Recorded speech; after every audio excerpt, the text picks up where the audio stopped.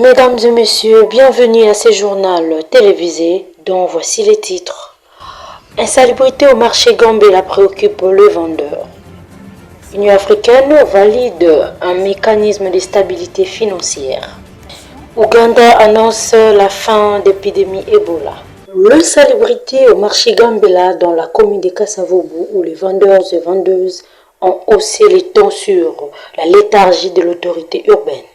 Un reportage de Danilo Bala. L'insalubrité demeure un problème majeur dans la ville de Kinshasa et devient de plus en plus un fait normal pour les Kinois, qui ne cessent de loger dans des coins insalubres. Cette insalubrité est visible dans les coins des rues, dans les maisons et même au travail, et plus souvent dans le marché de Kinshasa, où le constat est amer, comme on peut constater au marché Gambela de la commune de Kasavubu. Les conditions de vente sont précaires. Les aliments sont exposés à même le sol, couverts de montagnes des immondices. Bamalai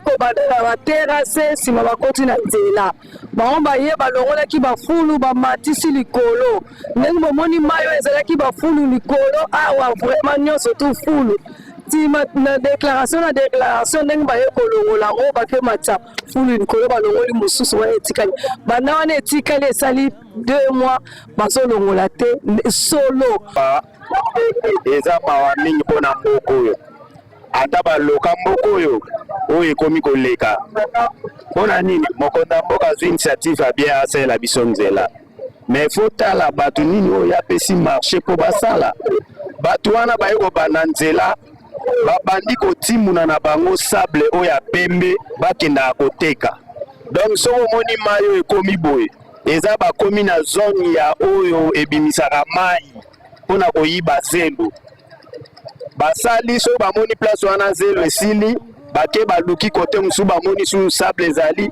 babandi su kote wana nde batiki biso boye. Nous appelons donc à l'autorité urbaine d'initier des actions d'entretien de ces marchés de Kinshasa pour un bon assainissement et aux vendeurs de procéder quotidiennement aux travaux de balayage afin d'éviter ces insalubrités. Parlons de la sécurité à l'est de la RDC. La Chine annonce que l'organe chargé du maintien des paix et de sécurité internationale se réunit ce mardi 20 février 2025 pour discuter de la crise rwando-congolaise, alors que la RDC attend l'adoption d'une résolution condamnant fermement l'agression rwandaise et exigeant le retrait de ses troupes sur le sol congolais. Le membre du Conseil supérieur de l'ONU suivent de près la situation sécuritaire dans l'est de la République démocratique du Congo, où l'armée rwandaise a réalisé une percée dans la province du Sud Kivu, en commettant, selon le Haut Commissariat des Nations Unies aux droits de l'homme, plusieurs cas d'exécution sommaire d'enfants. Ils devraient également poursuivre leur discussion sur un projet de résolution d'initiative française sur la situation sécuritaire dans l'est de la République démocratique du Congo, précise une source onusienne.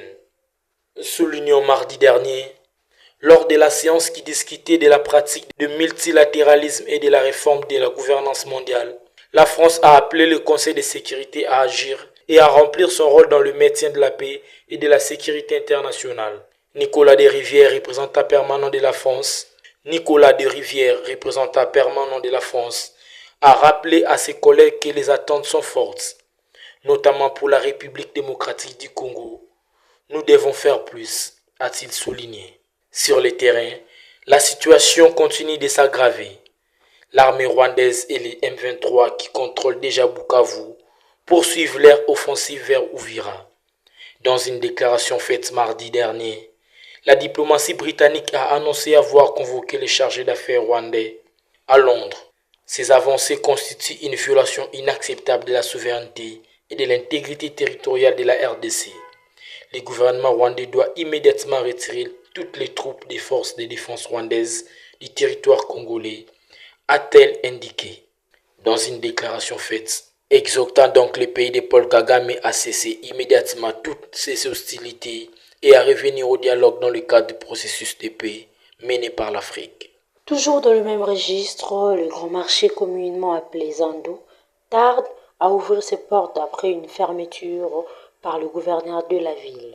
Ce ras-le-bol de vendeurs a poussé nos reporters à faire un état de lieu. Suivez ces reportages. Les années s'écoulent depuis la fermeture du marché central de Kinshasa pour des raisons de travaux consacrés à la réhabilitation et à l'assainissement. Le temps passe vite, dit-on. Les Kinois ne s'approprient toujours pas de ces grands marchés de Kinshasa appelés communément Zando, laissant ainsi les vendeurs en larmes et se posent des questions sur la date de la réouverture du marché central de Kinshasa. Donc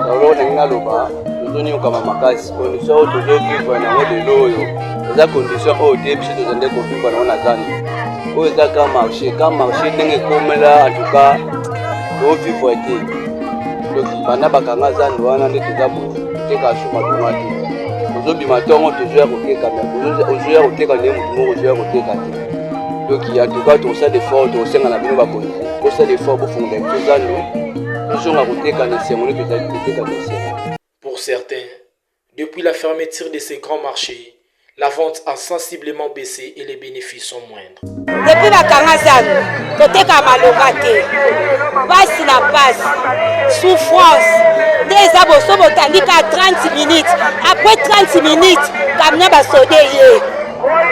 Et comme même Milo Bilo quelqu'un a Rolanda Boroswate, a toté na difficulté. Sauf que na tongo tokuta mai moranye a bandaka ba libanais mindele. Topé pas kanga fa toté kata to so mona bol. Souffrance côté que ça té donc il passe la passe. Tolembi ba nous créer solution. Tolembi passe eleki qu'il y a à ça té bikolo na ngokonyo kwama donc tolembi to comme na suka. Ba nous créer biso solution. Leo moni biso ba mama na bino mibanga ba mama na bino to vandi abo. Tala maboko na matama, tala biloko, tala basafu. Ata oke kosomba mwa matungulu, tala zana. Polele nzela batu bazana bango te. Batu bazate zandu bana to bimana zandu to koma pasi tala makolo evandi. Oko yabo yotandi mwa biloko awa na balabala. Kabasele soko kabasele ko yako kanga ko benga na mitu kabasoda bakangi biloko ekei o komi ko lelale batu bazate na zandu tozalaki na zandu kimia ovandi na yo bakliya bazoya siko tala zandu polele batu bazate bando sombaki biloko yango wapi batu biso mibange ya boye futila ndako ya batu toza bavevi siko toko vivre ndeni papa to vivre kaka na condition tala mo andunda c'est pas l'idée à mon niveau sur le terrain awa à tout ça avenue du marin commerce du marin à propos ya makambo ya zandu bande babukela biso zandu si lelo réaction moko tozomona te nde tomonaki président de la république akitaki na kati ya mabele ntango aye nde aye kosilikela bachef oyo baza dispo mpona makambo ya kotongela biso zandu nde ntango asololi na bango nde toyo komona mwa kimia mikolo misala ezosalama toyebike soki basilisi zandu na kati kuna ndenge bazotonga tokokota na biso baraforme ndenge toyandaka koteka na zandu na biso ya kala ndenge babuki nde tobima libanda boye totekaka mpenza lisusu bien te. Rappelons que le président de la République Félix Tshisekedi Tshilombo a récemment visité les grands acteurs menant vers la route Zando. Et profitant de cette occasion, il a rassuré le vendeur qui s'approprieront de ces grands marchés sous paix. Un communiqué du ministre national de l'Intérieur a, à travers un télégramme daté de ce mardi 18 février 2025, instruit aux gouverneurs de province de ne plus bouger de leur siège administratif jusqu'à nouvel ordre. En disant, je vous salue et je vous informe que dès ces réceptions du présent message, il est interdit de quitter vos entités respectives jusqu'à nouvel ordre, peut-on lire dans ces télégrammes. Les patrons de l'intérieur voudraient que tous les gouverneurs restent avec l'air administré, assurer l'encadrement de la population pendant cette période cruciale. À cet effet, vous devez prendre toutes les dispositions utiles pour assurer un meilleur encadrement de vos administrés, précise le télégramme. La présente instruction concerne tout animateur des entités et territoire des bases. Chaque jour, les habitants de la ville province de Kinshasa font pénurie des transports qui paralysent les activités de la ville. Entre les longues attentes, hausse des tarifs et embouteillages monstres, ce phénomène devient un casse-tête quotidien qui retarde de nombreux travailleurs et étudiants. Suivez ce reportage de Deborah Mbala. La question des transports reste un casse-tête pour plusieurs habitants de Kinshasa. Chaque chauffeur fixe lui-même le prix de la course selon les destinations, évoquant la hausse des prix de carburant et l'état de délabrement des chaussées de certaines routes de Kinshasa. Beaucoup de Kinois se plaignent de ces désagréments qui les empêchent souvent de vaquer librement à leurs occupations. De plus, les transporteurs de bus et taxis recourent à la pratique appelée communément demi-terrain, qui consiste à sanctionner le trajet. Ce transport à demi-terrain est dû à l'inaction des autorités provinciales à pouvoir sanctionner cette mauvaise pratique qui rend de plus en plus les transports difficiles et ne permet pas à une mobilité flexible de Kinois. Lors du sommet de l'Union africaine tenu à Addis Abeba, les dirigeants africains ont donné leur feu vert à la création du mécanisme africain de stabilité financière. Suivez ce reportage de nos confrères d'Africa News. Les dirigeants africains ont approuvé la création du mécanisme africain de stabilité financière hébergé par la Banque africaine de développement pour prévenir les crises de la dette sur le continent. Ce fonds obtiendra une notation de crédit pour emprunter sur les marchés internationaux. Initié en 2022, il doit encore être ratifié par les États. Face à l'augmentation des remboursements de dettes et au risque de défaut de paiement engendré par des défis économiques tels que la diminution des recettes et le changement climatique, l'Afrique mettra en place un outil financier régional. L'adhésion à ce mécanisme sera volontaire, avec la possibilité d'inclure des participants non africains sous certaines conditions. L'objectif visé est d'économiser 20 milliards de dollars d'ici 2035. Avec le feu vert officiel obtenu lors du récent sommet de l'Union africaine à Addis Abeba, la BAD prévoit maintenant de passer rapidement à la rédaction des accords pour obtenir les ratifications des pays participants. En Ouganda, les autorités sanitaires ougandaises ont annoncé ce mardi la guérison de 8 derniers patients encore hospitalisés après la récente épidémie d'Ebola. Suivez. Une victoire importante saluée par l'Organisation mondiale de la santé OMS, qui souligne la réactivité du pays face à la menace de l'épidémie Ebola. La plupart des patients ont été soignés à l'hôpital de Mulago, l'un des plus grands centres médicaux de la capitale Kampala. Cette épidémie a fait une victime et toute sa famille faisait partie des patients ayant contracté ce virus. L'épidémie a été causée par la souche soudanaise d'Ebola, contre laquelle aucun vaccin approuvé n'existe à ce jour. Cependant, les autorités ougandaises, avec le soutien des chercheurs internationaux, ont lancé une étude clinique pour tester un vaccin expérimental, dans l'espoir de mieux prévenir les futures épidémies. Depuis l'identification du premier cas, au moins 265 cas contacts ont été recensés. Parmi eux, 90 ont déjà terminé leur période de quarantaine sous une surveillance médicale. Pour sa part, la ministre de la Santé ougandaise a déclaré que la situation était sous contrôle grâce aux efforts déployés pour placer tous les cas contacts en quarantaine. Elle a également insisté sur l'importance de la vaccination des cas contacts afin d'empêcher l'apparition de nouveaux cas. Si l'Ouganda a su contenir cette crise, l'alerte reste de mise. Les chercheurs poursuivent leurs efforts pour développer un vaccin efficace et les autorités sanitaires restent vigilantes pour éviter toute une nouvelle flambée du virus. Parlons de la République du Gabon. La transition militaire a fixé l'opinion sur les conditions de l'éligibilité, voulais-je dire l'éligibilité à l'élection présidentielle. Suivez ces reportages. La transition militaire touche déjà à sa fin au Gabon, mais la question d'éligibilité à la fonction présidentielle fait peur. Cette fonction a été davantage verrouillée au mois de novembre 2024, à l'issue du référendum qui était organisé par les pouvoirs de transition.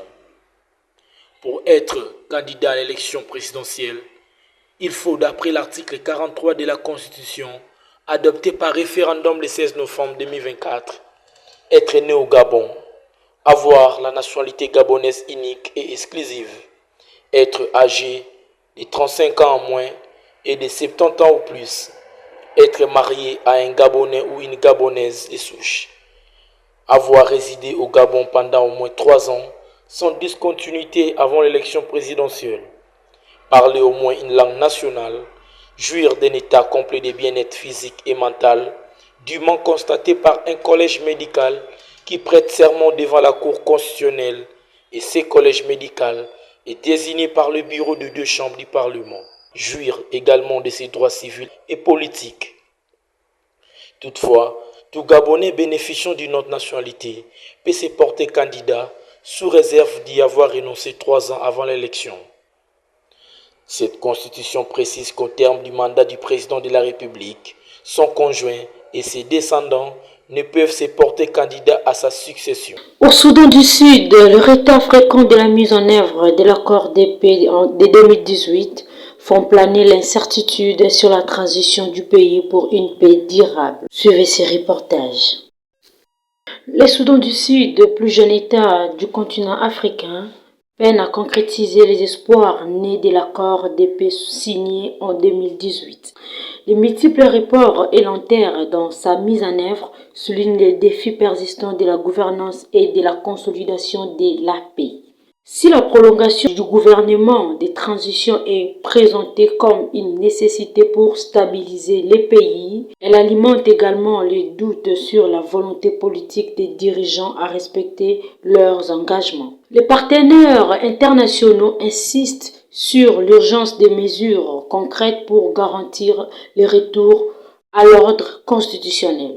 En l'absence d'un réel engagement, le risque est grand de voir la méfiance grandir parmi la population et la communauté internationale. L'avenir démocratique du Soudan du Sud dépendra donc de la capacité des autorités à respecter leurs promesses et à instaurer une gouvernance exclusive, seule véritable garantie d'une paix durable.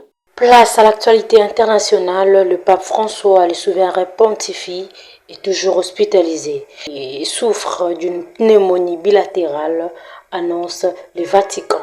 Suivez ces reportages. Ce médecin a passé des décennies à traiter des infections respiratoires chez les personnes âgées. Il se montre plutôt sceptique quant à l'évolution de l'état de santé du pape François, admis à l'hôpital Gemelli de Rome dans un état passable après l'aggravation d'une bronchite. Le pape risque une pneumonie à cause de cette bronchite polymicrobienne qui semble être, d'après les données dont nous disposons, résistante à certains antibiotiques. Nous verrons l'effet de cette nouvelle thérapie dans 4 ou 5 jours. Nous verrons si le patient va mieux ou non. Farmacologica. In 4-5 giorni vediamo se il paziente sta meglio oppure no. Bien que la fièvre du pape a baissé, Carmelo D'Azero souligne que cela pourrait être le signe d'un affaiblissement de sa réponse immunitaire, ce qui serait plus inquiétant qu'une forte fièvre. Une forte fièvre est le signe d'une réponse immunitaire à un agent pathogène. Une fièvre basse et une infection bronchique grave, parce que le pape a une infection grave, parce qu'ils ont dû changer d'antibiotiques, sont le signe d'une réponse immunitaire diminuée. Et cela nous inquiète un peu plus, disons-le. Peut-être que s'il avait eu de la forte fièvre, cela aurait été mieux.